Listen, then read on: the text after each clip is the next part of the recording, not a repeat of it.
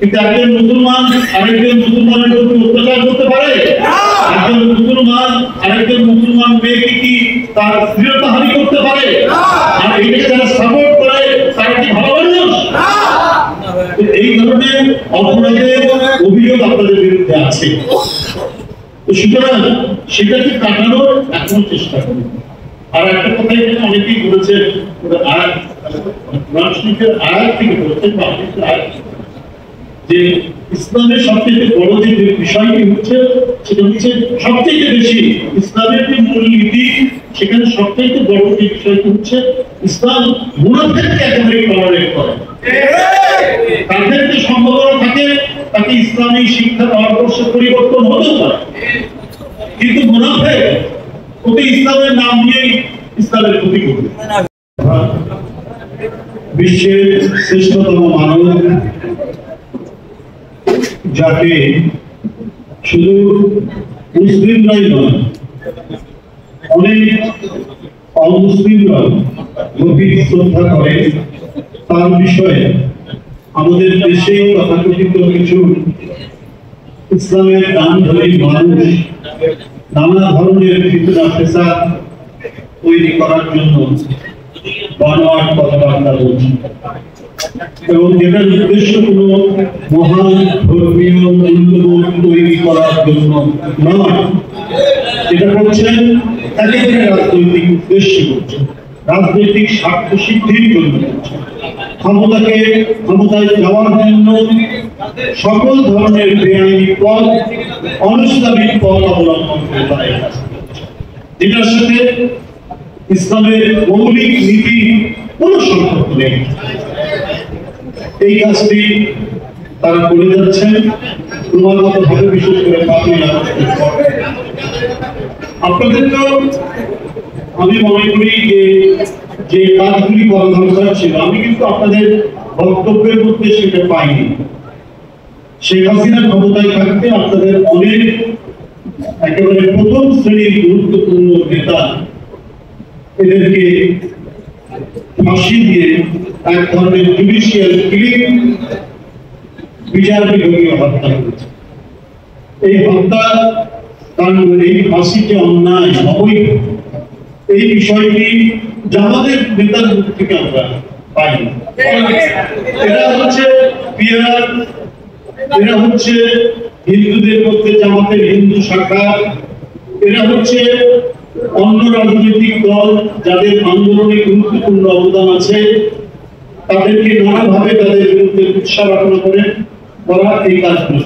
এবং সবচাইতে মজার যে ব্যাপারটা এবং দুঃখজনক ব্যাপারটা, তারা তাদের কিছু ছেলে পেলে দিয়ে অনলাইনে অনেক আপনার ফেসবুক, অনলাইনের ডিজিটাল প্রযুক্তি ব্যবহার করে মিথ্যাচার, প্রযুক্তি, পঞ্চীপূর্ণ কথা লাগামহীনভাবে বলার জন্য তারা তৈরি করেছে। এরা মিথ্যাকে এমন ভাবে সাজিয়ে গুছিয়ে প্রচার দিচ্ছে প্রতিদিন, এটা বলে শেষ করা যাবে না। এই কাজটা তারা করে যাচ্ছে। আমরা যারা ইতিহাস সম্পর্কে পড়েছি, আমরা কিন্তু ইতিহাসের মধ্যযুগ বলে এক কথা আছে। ওই মধ্যযুগে ওইটা ছিল বিজ্ঞান বিরোধী যুগ, যুক্তি বিরোধী যুগ। এটাকে মধ্যযুগ বলে, মানে ইউরোপের মধ্যযুগ। ইউরোপকে সবাই খ্রিস্টান। পাদ্রীরা, কেউ মারা গেলে পাদ্রীরা চিঠি লিখে দিতেন, এবং এই চিঠি লিখে দেওয়ার জন্য টাকা নিতেন, অর্থ নিতেন। ওই পাদ্রী সাহেবের সাথে চিঠি লিখে নিয়ে লাশের সাথে দেওয়া হতো, তাতে সরাসরি সে বেহেশতে চলে যায়। এই ধরনের রাজনৈতিক ভান্ডামি ইউরোপে হয়েছে। ইউরোপে এই জিনিসটি হয়েছে, মানুষ এত অন্ধ ছিল। এই কারণে এটিকে মধ্যযুগ বলা হয়, অন্ধকারের যুগ বলা হয়। এবং পুরো বৈজ্ঞানিক সত্যের কারণে সূর্যের চারিদিকে পৃথিবী ঘুরে এই কথা বলার জন্য বিখ্যাত বিজ্ঞানীদেরকে জেলে কষ্ট দিয়েছে, হত্যা করা হয়েছে পার্লামেন্টে। কিন্তু ইসলামে কিন্তু কোন বৈজ্ঞানিক সত্যের কারণে ফাঁসি দেওয়া হয়নি। এটাই পার্থক্য অন্যান্য ধর্মের সাথে মুসলমান ইসলাম। এখানে খুব বিখ্যাত আবুল আল ইদরিসি, কত বিখ্যাত আপনার ম্যাথমেটিশিয়ান, বিজ্ঞানী, চিকিৎসকরা, ইবনে সিনা, ওমর খাইয়াম, একজন বিখ্যাত কবি এবং একজন বিখ্যাত চিকিৎসক, আল খারিজমি বিখ্যাত ম্যাথমেটিশিয়ান। মানে যে সময় ইউরোপের মধ্যযুগ মানে অন্ধকারের যুগ, সেই সময় মধ্যপ্রাচ্য আরব এবং মুসলিম ওয়ার্ল্ডে মধ্যযুগ মানে হচ্ছে আলোকিত যুগ। সেই সময় জন্ম লাভ করছে টিউনিশিয়াতে ইবনে খালদুন, যাকে বলা হয় আধুনিক সমাজ বিজ্ঞানের জনক, ইতিহাসবিদ, বিশাল ইতিহাসবিদ এবং সমাজ বিজ্ঞানের জনক যাকে বলা। আজও যারা ইউনিভার্সিটিতে বিশ্ববিদ্যালয়ে সমাজ বিজ্ঞান পড়ে তারা ইবনে খালদুন পড়েননি, এটা একেবারেই মানে অবাঞ্ছনীয়। ইবনে খালদুন তাদেরকে পড়তে। তাহলে মধ্যযুগ হচ্ছে ইউরোপে অন্ধকার যুগ প্রতিষ্ঠিত। এখনো আমরা বলি মধ্যযুগ নেমে এসছে মানে অন্ধকার যুগ নেমে এসছে, সেটা ইউরোপে। কিন্তু ইসলামী ওয়ার্ল্ডের মধ্যযুগ মানে হচ্ছে আলোর যুগ, এনলাইটমেন্টের যুগ, বিজ্ঞানের চর্চার যুগ, এবং সবগুলোই হচ্ছে কোরআন হাদিসের আলোকে। ভারতবর্ষে যে ব্যক্তিটি ভারতবর্ষ সম্পর্কে অত্যন্ত সহানুভূতির সাথে ইতিহাস লিখেছেন, আমি আরবিতে আমি জানি না, ইংরেজিতে ইন্ডোলজি, বাংলায় হচ্ছে ভারততত্ত্ব, তার নাম হচ্ছে আল বিরুনি। ভারতের সমস্ত পণ্ডিতরা পর্যন্ত তাকে অত্যন্ত সম্মান করে। আমরা তাদেরই উত্তরসূরি, আমরা তাদেরই চর্চা করা জ্ঞান বিজ্ঞান নিয়ে আছি। আমরা মুসলিম সমাজ আমাদের এগিয়ে যাওয়ার কথা, কিন্তু আমাদের এই সমাজকে কিছু ভ্রান্ত মানুষ ইসলামের নাম করে বিপদগামী করার চেষ্টা করছে। এই বিপদগামী করার চেষ্টা করে তারা ডুবিয়ে দিতে চাচ্ছে। যে কথাটি আজকে যে রাজনৈতিক দর্শন করতে এখানে অনেকে বললেন, আইনজীবী সবাই, তারা যে বললেন যে জান্নাতে টিকিট দিতে হবে ওই কাজে ভোট দিতে হবে। তো এইটা তো খ্রিস্টান পাদ্রীরা মধ্যযুগে তাদের অন্ধকার যুগে করেছে। জামাত ইসলাম কি আবার অন্ধকার যুগ নিয়ে আসতে চাচ্ছে? এই জান্নাতের টিকিট বিক্রি করে বাংলাদেশে? আমার তো তাই মনে হয়। বাড়িতে বাড়িতে তাদের কর্মীদের পাঠিয়ে বলছেন দাঁড়িয়ে আল্লাহর সামনে ভোট দিলে পরে যে আপনি বেহেশতের রাস্তা। তাহলে এই দেশে তো এই দেশ হচ্ছে প্রায় 93-93% মুসলমানের দেশ, কিন্তু হাজার বছর আগে এখানে যারা পৃথিবীর বিভিন্ন দেশ থেকে উলেমা, মাশায়েখ, পীর কত কষ্ট করে এসে এখানে ইসলাম প্রচার করেছেন, এবং তারা ইসলাম প্রচার করতে গিয়ে মানুষকে কত সেবা দিয়েছেন। তাদের যেখানে যেখানে তারা ইউনিভার্সিটি ও মাদ্রাসা তৈরি করেছেন তার সামনে মানুষের সেবা দেওয়ার জন্য তারা কত বড় বড় পুকুর কেটেছেন, মসজিদ নির্মাণ করেছেন, এবং সেখানে গরিব ছাত্রদেরকে বিনা পয়সায় সেই সব মাদ্রাসায় আপনার লেখাপড়া করা যেত।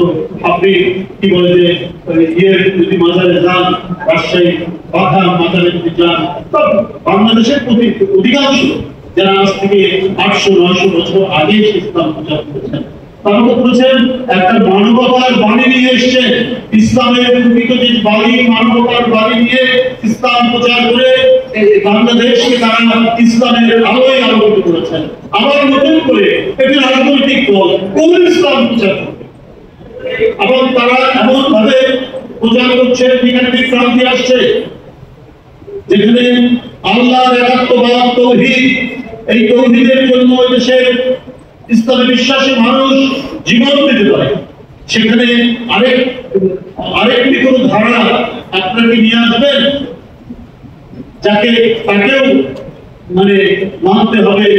একেবারে বড় বড় যারা ইয়ে আছেন, ধর্মের যারা বড় বড় বাণীবাদক আছেন, তাদের মতো করে এটি কি ইসলামের একটি নতুন ধারা তৈরি হচ্ছে, মৌলবাদ? এটাই দেশের মানুষ কখনোই মানবে না, এটা কখনোই এটা সম্ভব হবে না। তাই অত্যন্ত সতর্ক হয়ে কথা বলুন, পরিমাপ করে কথা বলুন, যাতে বাংলাদেশের মানুষের মন থেকে আপনারা বুঝছেন না। একবার আপনাদের কৃতকর্ম হয়তো মানুষ ভুলে না গেলেও কিছু মনে করছে না। ৭১ সালে যে ঘটনাটি যারা ঘটিয়েছে তারাও মুসলমান ছিল, কিন্তু একজন মুসলমান আরেকজন মুসলমানের উপর অত্যাচার করতে পারে? একজন মুসলমান আরেকজন মুসলমান মেয়েকে কি তার স্ত্রীরতাহানি করতে পারে? আর এটাকে যারা সাপোর্ট করে তারা কি ভালো মানুষ? এই ধরনের অপরাধের অভিযোগ আপনাদের বিরুদ্ধে আছে। সুতরাং সেটাকে কাটানোর এখন চেষ্টা করুন। আর একটা কথা এখানে অনেকেই বলেছেন, আয়াত থেকে বলেছেন যে ইসলামের সবচেয়ে বড় যে বিষয়টি হচ্ছে সেটা হচ্ছে সবচেয়ে বেশি ইসলামের যে মূলনীতি, সেখানে সবচেয়ে বড় যে বিষয়টি হচ্ছে ইসলাম মুনাফিককে একেবারে টলারেট করে। তাদের যে সম্ভাবনা থাকে তাকে ইসলামী শিক্ষার আদর্শে পরিবর্তন হতে পারে, কিন্তু মুনাফিক ওকে ইসলামের নাম নিয়েই ইসলামের ক্ষতি করবে। কারণ মুনাফিক হচ্ছে অত্যন্ত ডেঞ্জারাস। আমি তার উদ্দেশ্য করে বলছি না, তবে এদের সম্পর্কে সবাইকে সচেতন থাকতে বুঝতে হবে। ধর্ম প্রত্যেক মানুষের অন্তরের ব্যাপার, শ্রদ্ধার ব্যাপার, মূল্যবোধের ব্যাপার। আমি ভালো, আমাকে ভোট দিলে করে বেহেশতে যাওয়া সহজ হবে, এইটা কিন্তু এক ধরনের কারণ এখানে যাদেরকে বলছেন তারাও মুসলিম, মুসলিম সংখ্যাগরিষ্ঠ এই দেশ। সুতরাং আপনারা সাধারণ মানুষ যা চাচ্ছে, যে আজকেও তো অনেক পত্রিকায় দেখলাম বিয়ার নিয়ে, সেখানে সাধারণ মানুষ প্রায় ৫০% মানুষ তারা বিয়ার সম্পর্কে জানে না। অনেক পত্রিকা আছে, অনেক পত্রিকায় আছে। তো আপনারা জোর করে যে জিনিসটা সম্পর্কে মানুষের কোনো জ্ঞান নাই, মানুষের কোনো অভিজ্ঞতা নাই, তাকে আপনারা চাপিয়ে দিতে চাচ্ছেন শুধুমাত্র নিজেদের মানে ক্ষোভের জোরে। মানে কেউ মানতে চায় না, কিন্তু মানতেই হবে। এটা তো গণতন্ত্র। আপনারা তো গণতন্ত্রের কথাও বলেন, কিন্তু আপনাদের আমি যে কয়েকটি লিটারেচার বই পড়েছি গণতন্ত্রের খুব ভালো লাগে। তো সেইটা আপনারা কেন এটা জোর করতে চাচ্ছেন? আমার জুলাই সনদ এর জন্য যে গণভোট, এই গণভোট আপনারা আবার নভেম্বরে চাচ্ছেন। অধিকাংশ দল কিন্তু একমত হয়েছে যে যেদিন পার্লামেন্ট নির্বাচন সেদিনই গণভোট। তাহলে আপনার কি হবে? সময় বেশি লাগছে না, একই খরচে হয়ে যাবে। আপনার যদি নভেম্বরে গণভোট করেন, এইটার জন্য যে প্রস্তুতি, তাহলে আপনার জাতীয় নির্বাচন, সংসদ নির্বাচন, তার জন্য প্রস্তুতি, এটা তো এক ধরনের বিশৃঙ্খলা তৈরি হবে। কোনটা শেষ করে কোনটা করবে, ওই সময় তো না। যদি নভেম্বরে আপনি পিয়ার করেন, তাহলে আপনাকে একেবারে কোরবানি ঈদের পরে আপনাদের নির্বাচন দিতে হবে।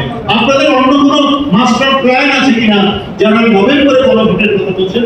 এটা অনেক আলাপ আলোচনা, অনেক যুক্তিতর্ক, অনেক গতানুবাদ, অনেক আর্গুমেন্টের পরে জুলাই সনদের জায়গায় সবাই একটা ঐক্যমতে আসার ইয়ে করছে, প্রচেষ্টা চালিয়েছে, ঐক্যমতে আসছে। তো সেই ক্ষেত্রে আবার একটা শর্ত দিয়ে এটাকে একটা বিশৃঙ্খলা তৈরি করা, এটা জনমনে একটা বিভ্রান্তি তৈরি করাটা কেন? এই প্রশ্ন তো আজকে মানুষের মনে ঘুরপাক আছে। যে কাজটি সহজ হবে, যে কাজটি সহজ শব্দ হবে, যে কাজটি ভোটারদের, জনগণের দ্রুত সমাধান করা সম্ভব হবে, সেই কাজটিকে বিশৃঙ্খলার মধ্যে ফেলে সবাই একমত হচ্ছেন একই দিনে পার্লামেন্ট নির্বাচন এবং গণভোট হয়ে যাবে, একই ব্যালটে বা একই সময়ে ব্যালট একটা হোক বা দুটো, তাই হোক, একই দিনে একই সময় তারা যখন ভোট দিতে যাবে তখন দেওয়া হবে। তো সেই সময়টা সময় বাঁচিয়ে এই কাজটা হচ্ছে, তা না করে আপনি নভেম্বরে আপনার একটা জাতীয় যে কোনো নির্বাচন গণভোট করলেও তো তার একটা প্রস্তুতি আছে। আপনি এটা অক্টোবর, আগামী মাস নভেম্বর, তো আপনি আগামী মাস নভেম্বরে একটা গণভোট তৈরি করতেছিলেন, এর যে আয়োজন, এর যে প্রস্তুতি, মানে সারা দেশের মানুষকে এই সম্পর্কে সচেতন করা, ওটা তো এক মাসে সম্ভব নয়। কিন্তু আপনারা জবরদস্তি করে বলছেন এটা আগামী। কেন মানুষ তো এই প্রশ্ন আপনাদেরকে করছে, কেন যে কাজটা সহজে করা সম্ভব সেই কাজটাকে আপনারা টেনে হিচড়ে বিলম্বিত করার চেষ্টা করছেন। অর্থাৎ মনে হচ্ছে যে আপনারা যে জাতীয় নির্বাচন, জাতীয় সংসদ নির্বাচন, সেই নির্বাচনটাকে আপনারা প্রলম্বিত করতে চাচ্ছেন বা কোনোভাবে এটাকে এইটা আমার মনে হয় ওই রাজনৈতিক দল সহ কিছু রাজনৈতিক দল তারা হয়তো বোধহয় কোনোভাবেই নির্বাচন চাচ্ছেন, কারণ এদের অতীত ইতিহাসে নির্বাচন গণতন্ত্রের প্রশ্নে এদের কোনো কমিটমেন্টই নাই। এটা প্রমাণিত। এটা একটি রাজনৈতিক দল বলেই যে আমরা শুধু বলছি, বলার কথা ওই জন্য যেতে হয় না। এর প্রমাণ 86 সালে দেখেছেন না, সবাই বললো এর সাথে দিনে নির্বাচনে যাবো না, শেখ হাসিনা চলে গেলেন, তারপর সেই ইসলামী দলটি চলে গেলেন, বেগম জিয়া জাননি যে কথা দিয়েছেন সেই কথা লিখেছেন।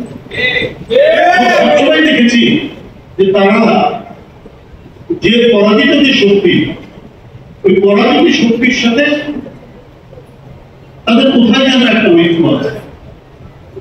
এমনি আপাত দৃষ্টিতে খুবই গর্বী, প্রতিনিয়ত জঙ্গি টঙ্গি বলতো তাদেরকে,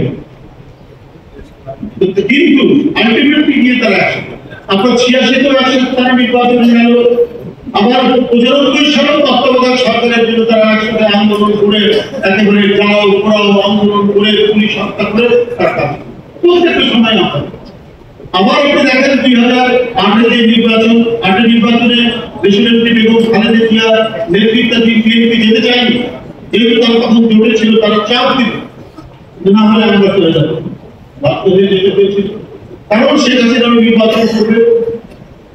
এবং মুজাহিদি সাহেব তিনি একবারে অনেকটা ধমকের সুযোগ বললেন যে এটা যদি বিএনপি যদি না যায় আমরা কি পরিণতি হলো, তাদের 5-6 জন নেতার ধরা চলে গেল। কিন্তু তারপরেও তারা কেন জানি হাসিনার প্রতি, আওয়ামী লীগের প্রতি তাদের নেতৃত্বে চলতে তার খুব ভালোবাসে। আমরা তার কিছু নমুনা আমরা ডাকসু নির্বাচনে দেখেছি, এখনো আমার মনে হয় যে তারা আওয়ামী লীগের ভোটটা নেওয়ার জন্য নানা ধরনের কায়দা কানুন কৌশল প্রকৌশল তারা চালিয়ে যাচ্ছেন বলে মনে হয়েছে। এই জন্য নানা জায়গায় নানা দিকে দৌড়ঝাঁপ দিচ্ছেন এবং এই দৌড়ঝাঁপ সম্পর্কে দেশের জনগণ সবাই ওয়াকিফ আছেন। এই কারণে আজকে আমার মনে হয় সমস্ত গণতন্ত্রকামী মানুষ, যে সমস্ত রাজনৈতিক দল যারা 15-16 বছর প্রচন্ড অত্যাচার সহ্য করেছে, নির্যাতন সহ্য করেছে, তাদেরকে একমত হয়ে আজকে সফল কাজ শেখ হাসিনার ভুলগুলো পুনরাবৃত্তি যেন না হয়। শেখ হাসিনা কোনো পরীক্ষা করে তার আগে প্রশ্নপত্র ফাঁস হয়ে যেত। আমি ডক্টর মোহাম্মদ ইউনূস সাহেবের কাছে বিনীতভাবে বলতে চাই, আপনার সময় কেন এরকম হবে? আপনার বিসিএস এর প্রশ্ন ফাঁস হয়নি, কিন্তু আপনার প্রশ্ন ভুলে ভরা, আপনি তাদেরকে তারা বসিয়েছেন বিএসসিতে, তারা আপনার প্রশ্নপত্র দেখছে, তারা এই প্রশ্নপত্র সংশোধন করছে। যে শিক্ষার্থীর কাছে তারা যখন পরীক্ষাতে বসবে তখন ভুলে ভরা প্রশ্নপত্র দিয়ে কি করবে, তারা কে দায়িত্ব নিয়ে এটা চালাচ্ছে, কেন এই পরিস্থিতি তৈরি হবে? এটা আজকে এই বিষয়গুলো সরকারের উচিত। আজকে আইন শৃঙ্খলা পরিস্থিতি সেটাও খুব সুখকর নয়। একদিকে রাস্তাঘাটের বেহাল অবস্থা, প্রচন্ড যানবাহন দুর্ঘটনা ঘটছে, নতুন আইন অথবা জনগণকে স্বস্তি দেওয়ার জন্য কিছু একটা করা, এইটা কিন্তু আমরা খুব একটা মানে পদক্ষেপে আমরা দেখতে পাচ্ছি।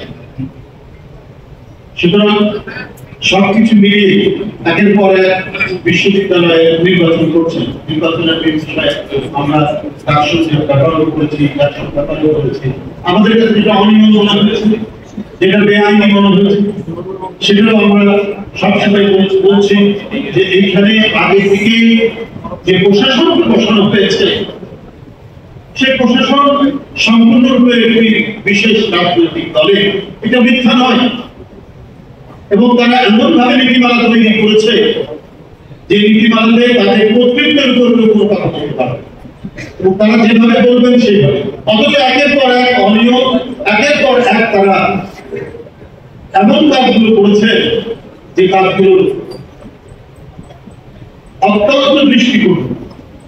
ঢাকা বিশ্ববিদ্যালয়ের মতো রাষ্ট্র নির্বাচন, সে রাষ্ট্র নির্বাচনের প্রশ্নপত্র ছাপানো হয় নীলক্ষেত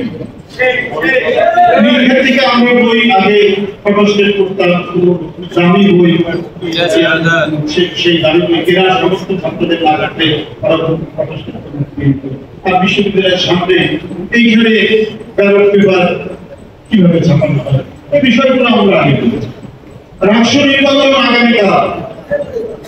আগামীকাল রাষ্ট্র নির্বাচন, সেইখানে আচরণবিধি নিয়ম ভেঙে শিবিরের নেতারা সব ছেলে মেয়েদেরকে খাবার দিচ্ছে। এটা কি মানে ইউনিভার্সিটির নির্বাচন কি কোনো ওরস প্রকার নাকি? ওরস তারা খাবার দেবে এবং আশেপাশের বেঞ্চগুলোতে তারা কি বলে ছাগল জবাই করছে। আমি তো ইউনিভার্সিটিতে আমি ভেবেছিলাম আমাদের সঙ্গে এগুলো দেখি। বিশ্ববিদ্যালয় হচ্ছে জ্ঞান চর্চার জায়গা, শিক্ষক ছাত্রদের সম্মিলিত পড়াশোনার জায়গা। এই জ্ঞান চর্চার জায়গাকে যদি আপনি পীর সাহেবের মানে ওরসই পড়াতে চান, তাহলে এটা বিশ্ববিদ্যালয়ের কনসেপ্টের সাথে তাই বন্ধুরা আমার, আমি আজকে জাতীয়তাবাদী ওলামা দলের এই যে প্রতিবাদ সভা, আমাদের প্রিয় কবি মহাবীর সম্পর্কে যে ধরনের কটূক্তি করা হয়েছে তার তীব্র নিন্দা এবং প্রতিবাদ জানাচ্ছি। এবং জাতীয়তাবাদী ওলামা দল সবসময় এদেশের মানুষের যে জন্মগতভাবে তাদের যে ইসলামী কৃষ্টি কালচার আকীদা, এগুলো চর্চার মাধ্যমে তারা সঠিক ইসলামের বার্তা এবং শিক্ষাটা মানুষকে পৌঁছাবে, এই আশাবাদ ব্যক্ত করে ধন্যবাদ।